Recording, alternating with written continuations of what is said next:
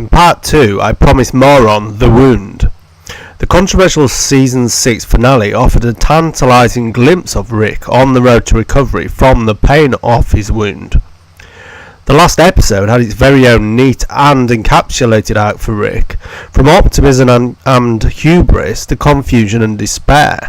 The actor Andrew Lincoln certainly couldn't complain of any absence of depth to convey here, having, as he has, perfected his own, now very recognisable set of non-vocal performance tics to indicate internal conflict. We can literally see him squinting and glaring as he absorbs the enormity of what this finale means and how his own decisions as leader got them there.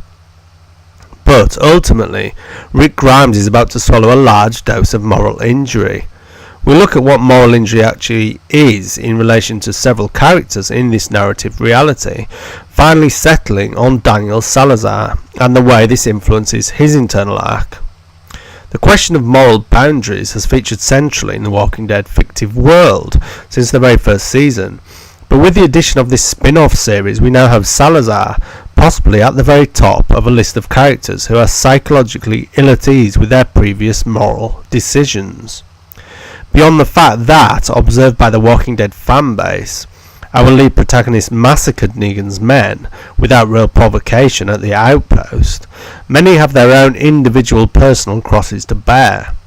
Carol, one of the top candidates for moral injury, previously killed her own people to prevent the spread of disease. And also killed a child who was becoming psychopathic. Morgan, who arguably had the strongest moral core of all, revealed his character's new, unhinged, but sort of logical, moral decision to kill his own tribe member, Richard. Eugene, disappointingly revealing his old subservient character, pledged allegiance to the guy who bludgeoned his best friend to death. Dwight, whose moral decline had been poignantly illustrated by Sherry's letter, grudgingly follows Negan's orders to murder innocents.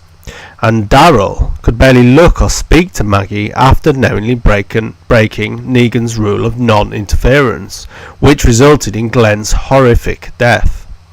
So these characters, along with Daniel Salazar, who perpetrated atrocities as a member of an El Salvadorian death squad, have made morally dubious decisions.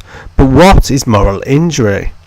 Broadly, this involves a transgression of moral beliefs, but I want to address two distinct positions on moral injury. The first is from Jonathan Shea and his acclaimed comparison of the Trojan War to modern combat in Achilles in Vietnam, combat trauma and the undoing of character. The second is from Carol Gilligan and her article in the Journal of Social Philosophy titled Moral Injury and the Ethics of Care, reframing the conversation about differences. Despite distinct positions relating to combat and development, my interest is that the transgression of moral beliefs leads to an internal violation of identity.